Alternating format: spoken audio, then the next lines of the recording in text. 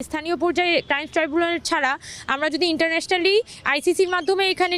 বিচারটা আদায় করতে পারি, তাহলে দেশীয় পরিমণ্ডল এবং আন্তর্জাতিক পরিমণ্ডল সকল ক্ষেত্রে কিন্তু আওয়ামী লীগের এগেনস্টে আমরা একটা পলিটিক্যাল অ্যাকশন আমরা এক্সপেক্ট করতে পারবো। কিন্তু আমরা অন্তর্বর্তীকালীন সরকার যদি মনে করে যে তারা কোনো প্রকার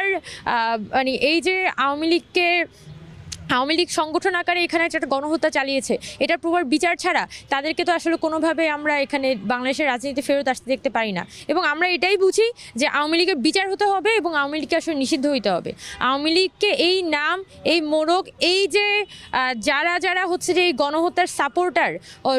ফেসবুকে পর্যন্ত তারা এখনও পর্যন্ত সম্মতি উৎপাদন করে যাচ্ছে এই জুলাই আগস্টের গণহত্যার, তাদেরকে আমরা কিভাবে এক্সপেক্ট করতে পারি যে সে নিজে হয়তো গুলিটা চালায়নি কিন্তু সে সম্মতি উৎপাদন করে যাচ্ছে প্রতিনিয়ত। তো আমরা তো যে অন্য কোনো মনোকেই যদি হচ্ছে সে এই রাজনীতি নিয়ে ফেরত আসে, তার মানে তো আওয়ামী লীগ পুনর্বাসিত হবে, আজকে হোক বা কালকে হোক সে নিবন্ধন ফিরে পাবে, তার উপর থেকে নিষেধাজ্ঞা তুলে নেওয়া হবে। বরং আওয়ামী লীগের যে একটা ফ্যাসিবাদী পলিটিক্স ছিল, তার যে মুক্তিযুদ্ধকে খেয়ে ফেলার পলিটিক্স, তার যে শাহ আপ্লাস শাহবাগের বাইনারি পলিটিক্স, এই পলিটিক্সটাকে আসলে আমাদের ধ্বংস করতে হবে।